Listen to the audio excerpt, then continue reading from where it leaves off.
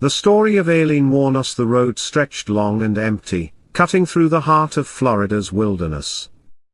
The only sounds were the hum of distant cars and the whisper of the wind through the trees. For those who dared to traverse these lonely highways, the nights were quiet, uneventful, or so they believed. But in 1989, the darkness that blanketed Florida's roads hid something far more sinister than the night itself. This is the story of Aileen Wuornos, a woman whose life was a storm of pain, rejection, and violence. Hers was a life that began in despair and ended in infamy, a life that left a chilling mark on history. A troubled beginning. Aileen was born on February 29, 1956, in Rochester, Michigan, into a world that seemed stacked against her from the start. Her father was a convicted sex offender who was absent even before she was born. Her mother abandoned her and her older brother, Keith, when Aileen was just a toddler. The two children were left in the care of their grandparents, but instead of finding love and stability, Aileen was subjected to abuse and neglect. By the time she was a teenager, Aileen had been cast out of her grandparents' home. Homeless and desperate, she turned to prostitution to survive. Life on the streets was harsh, and Aileen quickly learned to navigate a world that offered her nothing but indifference. She began hitchhiking, working truck stops, and doing whatever she could to stay alive. But the pain of her early life left scars that never healed. Aileen's existence became a cycle of rejection and survival, one that would ultimately spiral out of control. A life on the edge. In the 1980s, Aileen made her way to Florida. It was here, amidst the palm trees and sandy shores, that her story took a darker turn.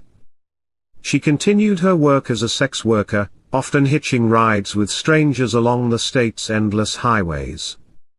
Her life was transient, moving from town to town, bar to bar, always on the fringes of society. During this time, Aileen entered a tumultuous relationship with a woman named Tyria Moore. The two became inseparable, and Tyria became the closest thing to a family Aileen had ever known. But their life together was far from stable. They struggled to make ends meet, and Aileen's frustrations and anger began to boil over. The murders begin on a cold December night in 1989. 51-year-old Richard Mallory picked up Aileen as she hitchhiked along the highway. Mallory, a shop owner, was known to frequent sex workers. But what transpired in the hours that followed would set off a chain of events that shocked the nation. Aileen later claimed that Mallory had assaulted her and that she killed him in self-defense. His body was discovered in a remote wooded area, shot multiple times with a .22 caliber pistol. His abandoned car was found miles away. Over the next year, 6 more men met similar fates. Each was shot at close range, their bodies left in isolated areas. The victims, mostly middle-aged men, were linked by their grisly ends and their connection to Florida's highways. Fear gripped the region as authorities scrambled to find the killer. A killer's confession. In January 1991, Aileen Wuornos was arrested at a bar in Volusia County. It didn't take long for the police to connect her to the murders. Tyria Moore, Aileen's partner, cooperated with investigators, eventually persuading Aileen to confess during a series of recorded phone calls. Aileen admitted to the killings but maintained that they were acts of self-defense. She claimed that each of her victims had either assaulted or attempted to assault her during their encounters. Her confession was chilling in its detail, painting a picture of a woman who saw violence as her only means of survival. "I'm not a serial killer," she said during her trial. "I was fighting for my life." The trial and execution. Aileen's trial was a media spectacle. The public was captivated by her story, a woman who had defied the usual profile of a serial killer.